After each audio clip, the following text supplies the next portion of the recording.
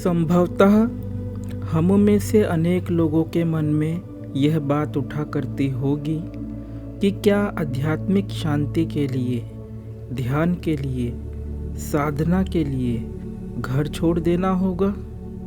क्या घर छोड़ना जरूरी है? क्या घर में रहते हुए हम वंचित रहेंगे ज्ञान से, ध्यान से, शांति और अध्यात्म से? जिस गृहस्थ जीवन को हम जी रहे हैं, क्या उसी में रहते रहते साधना नहीं हो सकती है? ऐसे ही अनेक प्रश्नों के समाधान से संबंधित है आज की यह चर्चा। पहले पढ़ देते हैं एक प्रश्न, क्योंकि इन्हीं सब बातों से संबंधित है यह प्रश्न। प्रश्न इस प्रकार से है, महाराज जी प्रणाम, मैं कुछ समझ नहीं पाती, घर परिवार में रहते हुए भी क्या साधना हो सकती है? हम तो दिन भर घर गृहस्थी, बच्चों, कामकाज में लगे रहते हैं। कभी कभी तो इतना थक जाते हैं कि अपने बारे में सोचने का भी समय नहीं मिलता। सुनने में आता है कि सच्ची शांति चाहिए तो सब कुछ छोड़ना पड़ेगा, घर परिवार सब जिम्मेदारियां छोड़नी पड़ेंगी। पर क्या हम जैसे लोगों के लिए भी क्या कोई और रास्ता है जो ये सब नहीं छोड़ सकते पर फिर भी अंदर से सुकून चाहते हैं? हम क्या करें? आप ही बताइए। क्या गृहस्थ में रहकर भी साधना और आत्मिक शांति मिल सकती है, या इसके लिए सच में सब कुछ छोड़ना जरूरी है, अनिवार्य है? हमें ऐसा लगता है कि यह एक ऐसा प्रश्न है जो कि अनेक लोगों की उलझन है। इसका समुचित समाधान करने का हम प्रयास करेंगे ताकि वस्तुतः वैराग्य क्या है यह भी परिभाषित हो सके। जिस भारतीय समाज में हम रहते हैं उसमें वैराग्य का अर्थ गृहस्थ जीवन का परित्याग कर साधु सन्यासी बन जाने से ही लिया जाता है। वैराग्य का यह प्रचलित तथा विकृत अर्थ है। तो आइए विचार करते हैं इन्हीं सब बातों पर। सबसे पहले चर्चा करते हैं घर छोड़ने की अनिवार्यता के विषय में।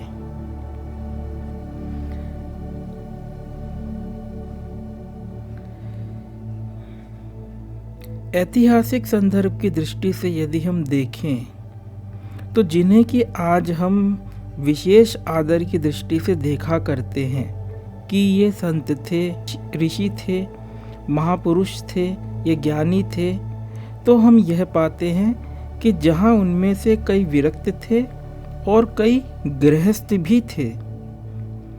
हम कुछ सुविख्यात नामों की चर्चा करेंगे जो कि विरक्त न होकर गृहस्थ ही थे। गृहस्थ संतों के नामों को इसलिए गिन रहे हैं, उनकी चर्चा इसलिए कर रहे हैं क्योंकि प्रस्तुत चर्चा के विषय को स्पष्ट करने हेतु यह ही उपयोगी होगा। वैदिक कालीन ऋषि क्या थे, आपने कभी सोचा?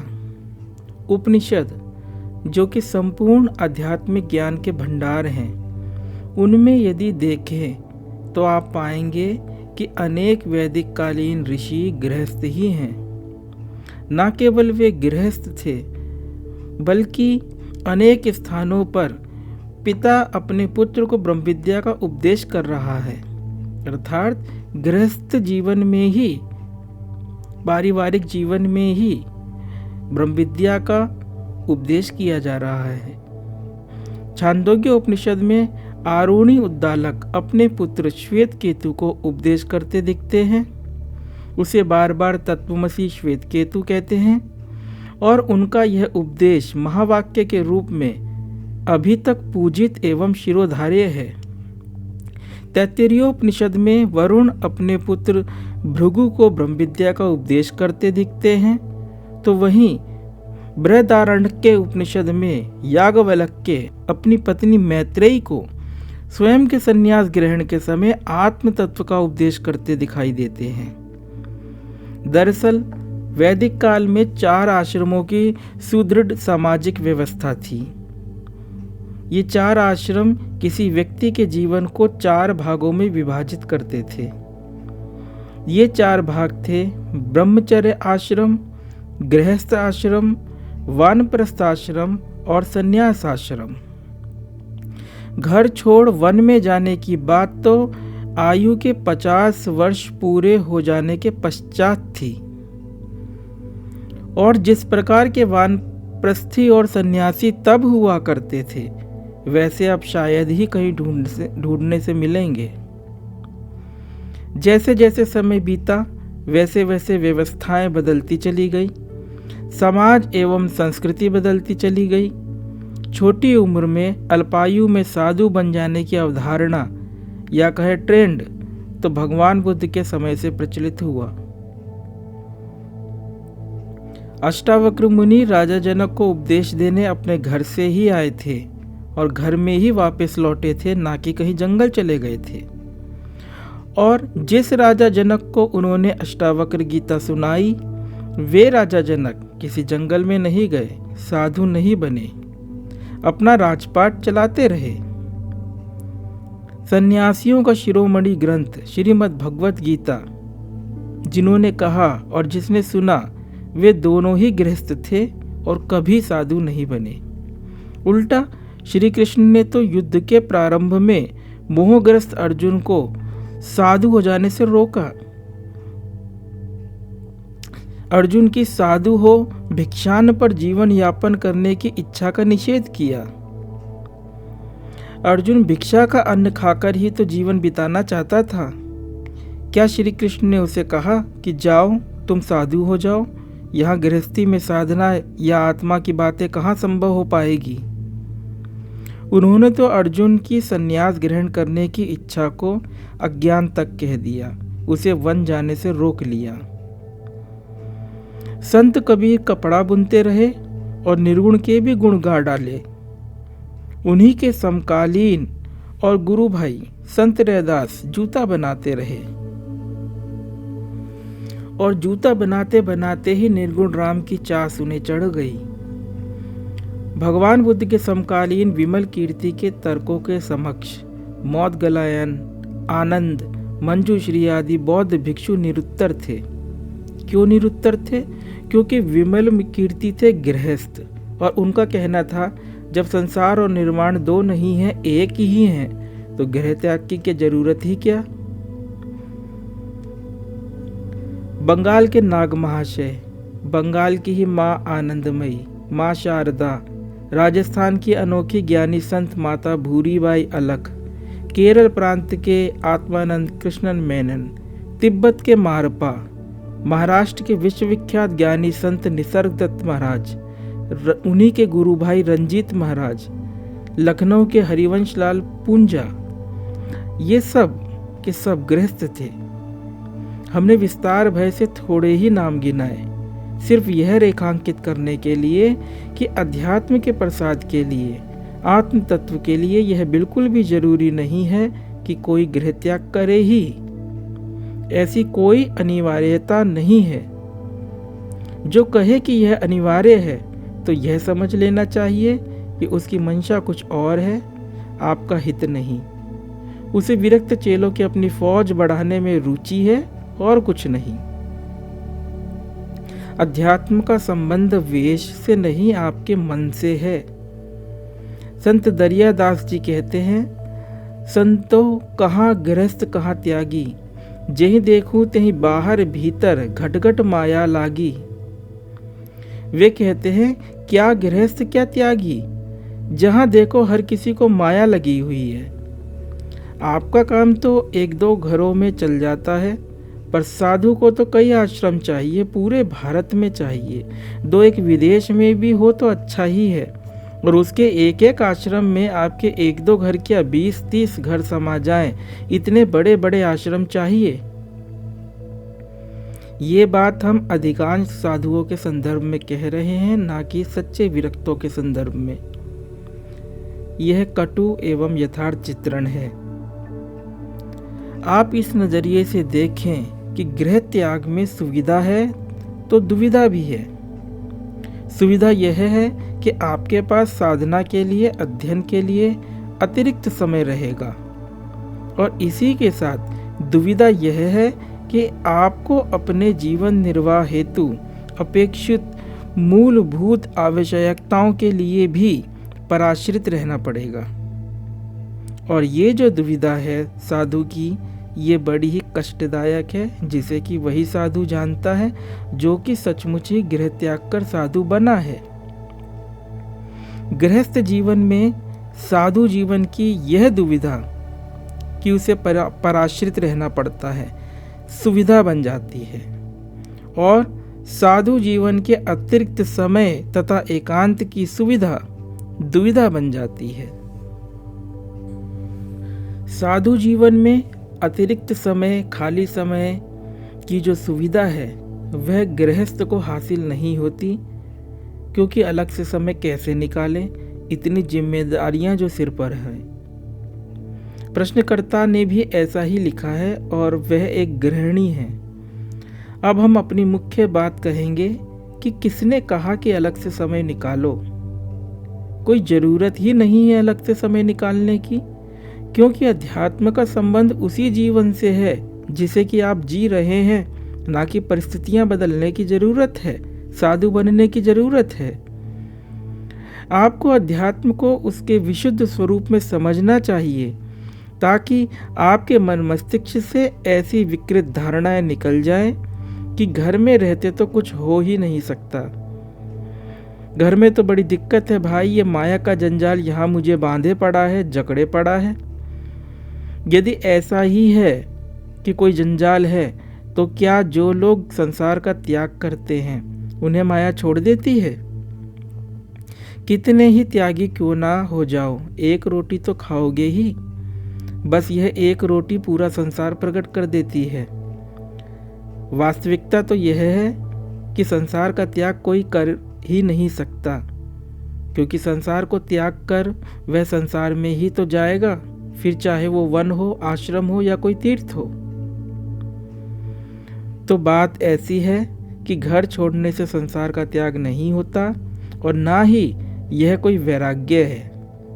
वैराग्य की बात भगवान श्री कृष्ण भी अर्जुन से गीता में करते हैं, और अष्टावक्र मुनि भी राजा जनक से करते हैं, परंतु ना तो अर्जुन ने कभी भी घर छोड़ा और ना ही राजा जनक ने। तो क्या ये लोग व्यर्थ ही वैराग्य की, अनासक्ति की बातें करते हैं कि हम लोग इनके वार्तालाप को भविष्य में पढ़ साधु सन्यासी बने? ये खुद नहीं, ऐसी बात बिल्कुल भी नहीं है। गलती हमारी है कि हम इस वैराग्य शब्द का गलत अर्थ, मिथ्या अर्थ, लोक प्रचलित अर्थ ग्रहण किया करते हैं। तो आइए समझते हैं वैराग्य को एक नए ही दृष्टिकोण से। ऐसी दृष्टि प्राप्त करें वैराग्य के संदर्भ में कि घर में रहते हुए ही वैराग्य को उसके सही अर्थ में जी पाए।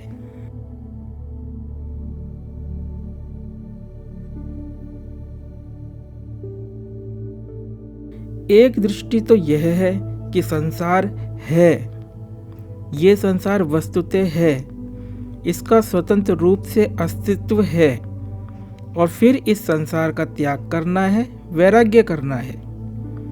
परंतु एक दूसरी दृष्टि भी है। वह दृष्टि है कि संसार है ही नहीं तो त्याग किसका करे, वैराग्य किससे करे। आप जिसको संसार कहते हो उसे स्वयं से भिन्न जान समझकर ही तो कहते हो। अपने से भिन्न जानने में आ रहे इस संसार को भगवान श्री कृष्ण गीता के 15वें अध्याय के प्रथम श्लोक में उल्टे पीपल के वृक्ष से तुलना करते हुए अर्जुन के प्रति तीसरे श्लोक में उपदेश करते हैं कि असंगता रूपी शस्त्र के द्वारा, अर्थात वैराग्य रूपी शस्त्र के द्वारा इसे काट फेंक। श्लोक इस प्रकार से है, न रूपम स्येह तथोपलभ्यते नान्तो न चार्दिन च संप्रतिष्ठा अश्वत्थमेनं सुविरूढ़ मूलम असंग शस्त्रेण दृढ़ेन चित्वा। अर्थात इस संसार वृक्ष का स्वरूप वैसा देखने में नहीं आता, क्योंकि ना तो इसका आदि है और ना ही अंत है, तथा ना ही इसकी अच्छी प्रकार से स्थिति ही है। इसलिए इस सुविरूढ़ मूलम अर्थात मजबूत मूल वाले संसार रूपी पीपल वृक्ष को दृढ़ वैराग्य रूप शस्त्र द्वारा काट। घर में रहते हुए भी संसार है और साधु बन जाने पर भी संसार है। दोनों ही परिस्थितियों में संसार को ही काटना है। अब चाहे घर में रहकर काटो या साधु बनकर काटो, परंतु जिस संसार वृक्ष को वैराग्य रूपी कुल्हाड़ी से काटना है, उस संसार वृक्ष का ना तो आदि है, ना अंत है और ना ही अच्छी प्रकार से कोई निश्चित स्थिति ही है। ऐसा ही श्लोक में आया है। जब ऐसा है तो किसको काटे, कैसे काटे? जब इसकी स्थिति ही नहीं है तो कैसे ये कटेगा?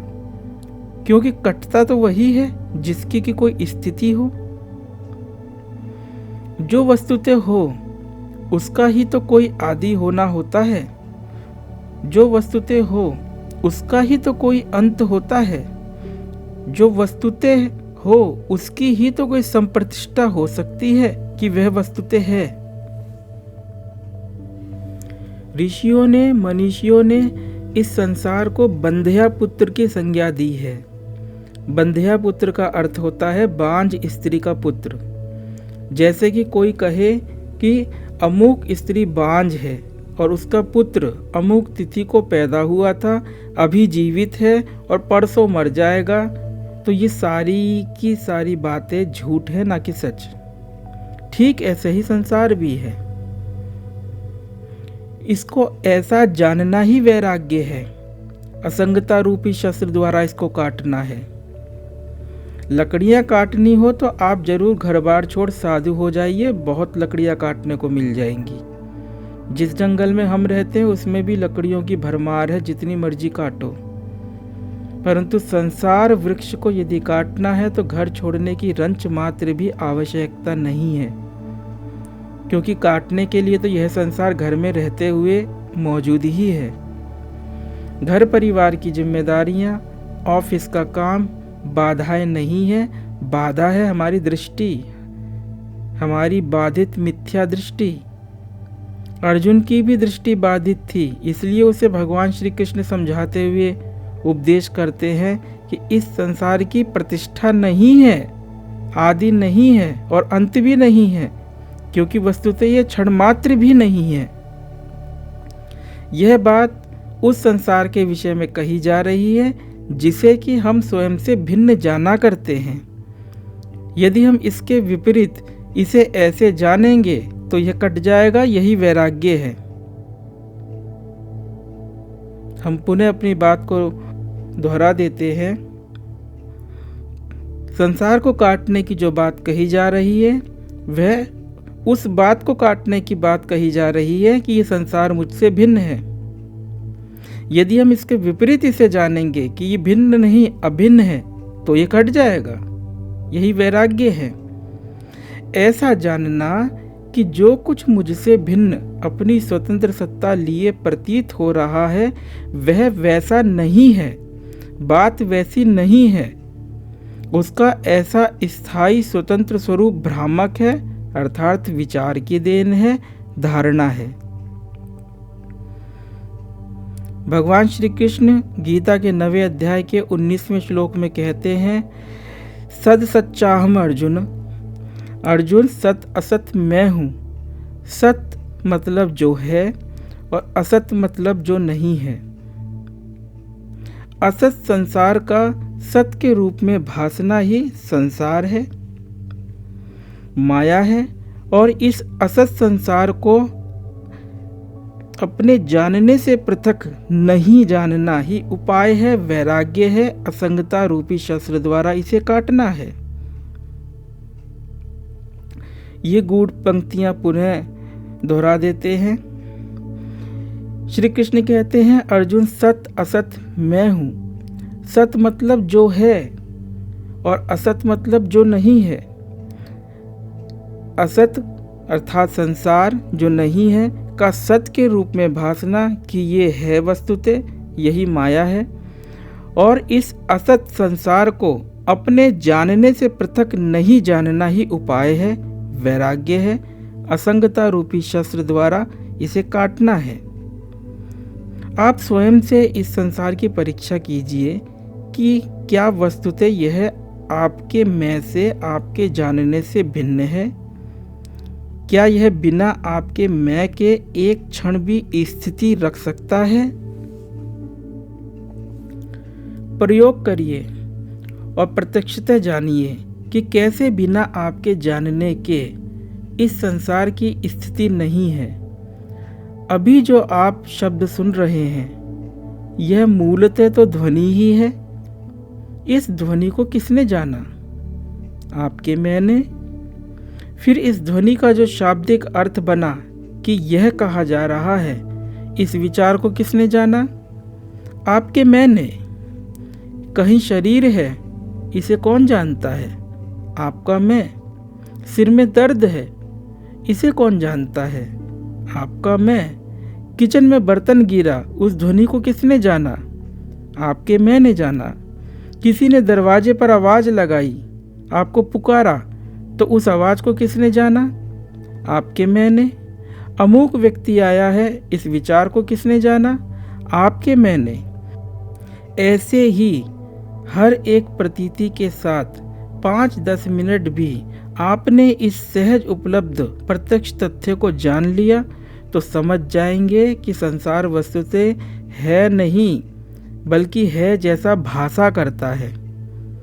अंत में एक बात कहेंगे कि सामान्यतः गृहस्थ लोग ज्ञान मार्ग के साधनों से अपरिचित हैं और उन्हें किसी देवता, गुरु आदि की उपासना करने का उपदेश सदियों से दिया जाता रहा है और वे अध्यात्म के विशुद्ध स्वरूप से परिचित ही नहीं हो पाते हैं तथा स्वयं को घर गृहस्थी के प्रपंच में फंसा दुखी जीव समझ साधु होने की, एकांत में जा साधना करने की बातें सोचा करते हैं।